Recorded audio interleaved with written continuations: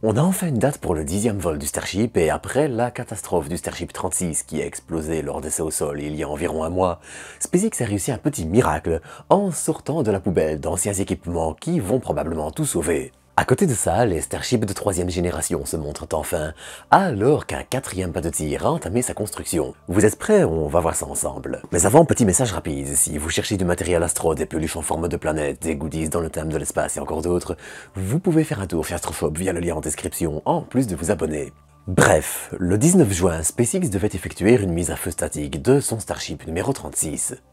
Cette étape, qui permet de vérifier le bon fonctionnement d'un véhicule, est quelque chose d'assez classique et que l'on voit même sur des vols d'autres fusées que le Starship et qui ne sont même pas chez SpaceX.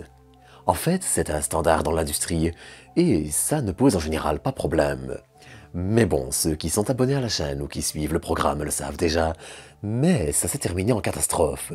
Le Starship a violemment explosé, rempli de carburant, et a lourdement endommagé son stand de test sur le site de Massey, où Starship expérimente avec les nouveaux prototypes. Problème donc, ce site est crucial pour préparer les Starship à leur lancement, en faisant des essais de remplissage des réservoirs ou des essais statiques. Le pire, c'est qu'il semble que l'erreur ait été évitable. Plusieurs mois plus tôt, un employé avait signalé une gestion catastrophique de petits réservoirs d'azote, mal stockés et manipulés, avant d'être gentiment mis à l'écart de cet aspect. Sauf que c'est un de ces réservoirs qui semble s'être rompu, menant à la catastrophe que l'on connaît tous. Alors, je résume très vite, mais en gros, SpaceX a engagé des ouvriers pas assez qualifiés pour cette tâche, pour faire des économies, a minimisé les formations, et ça a fait des chocs à pic. Sauf qu'à côté, il faut le dire aussi, SpaceX a un peu besoin de faire voler ses Starships.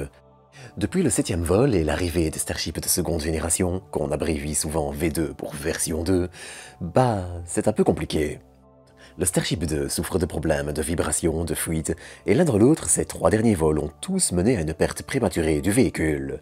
Et ça a déjà poussé SpaceX à revoir ses plans futurs, puisque l'agrandissement du véhicule attendu pour la V3 ne viendra finalement qu'à la V4, et que la V3 devra surtout être une V2 version 2. D'ailleurs, il est probable que SpaceX ait peu d'attentes sur les V2 actuels. Avant l'explosion du 36, les 3 derniers V2 devaient voler de façon assez successive, histoire de tirer le meilleur parti possible de la génération, qui aurait été au final assez vite abandonnée. Ces essais rapides et successifs, sans grandes améliorations ou changements entre les vols, indiquent que SpaceX ne voulait probablement plus faire trop de frais et passer directement à la suite. Parce que le Starship V2, il faut le dire, on en attendait beaucoup. Ses ailerons, revus et allégés, devaient offrir plus de stabilité lors du retour dans l'atmosphère, tout en se débarrassant de ses points faibles où le métal avait tendance à fondre sur la première génération.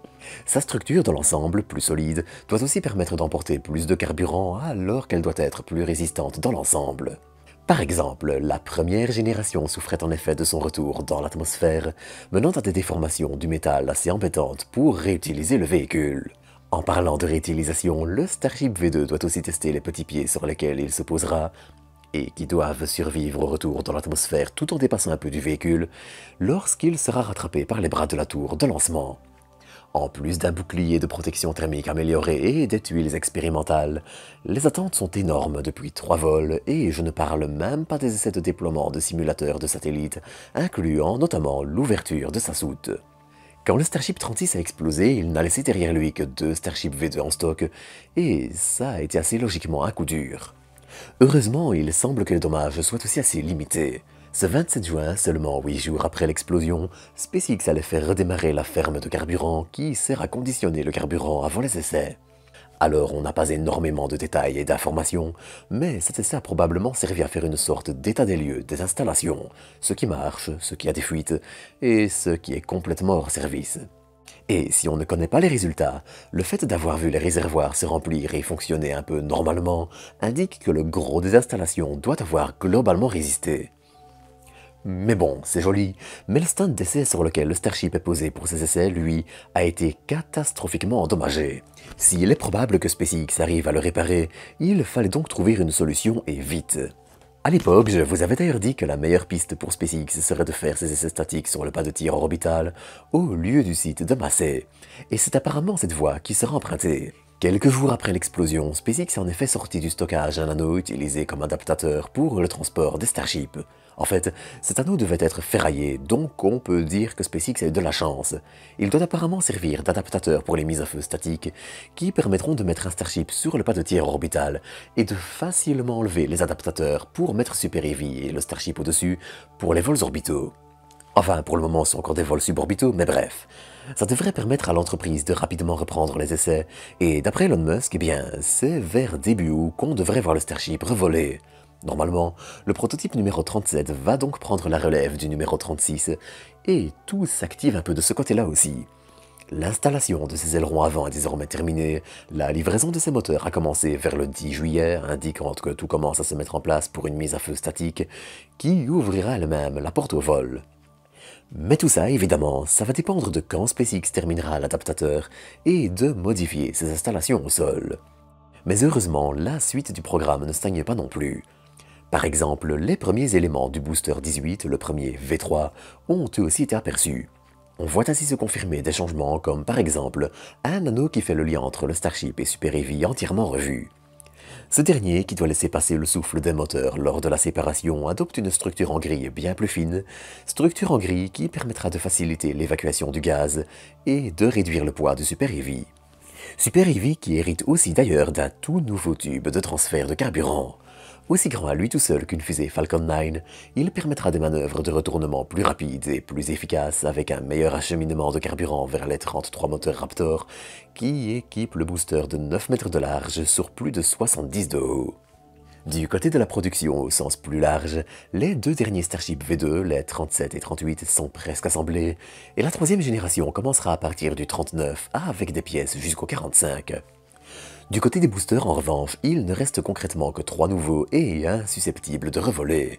Le faible nombre de boosters en cours de préparation pourrait, et j'insiste sur pourrait, indiquer que SpaceX désire commencer à faire revoler activement les boosters, ce qui fait sens quand on voit tous les essais déjà menés.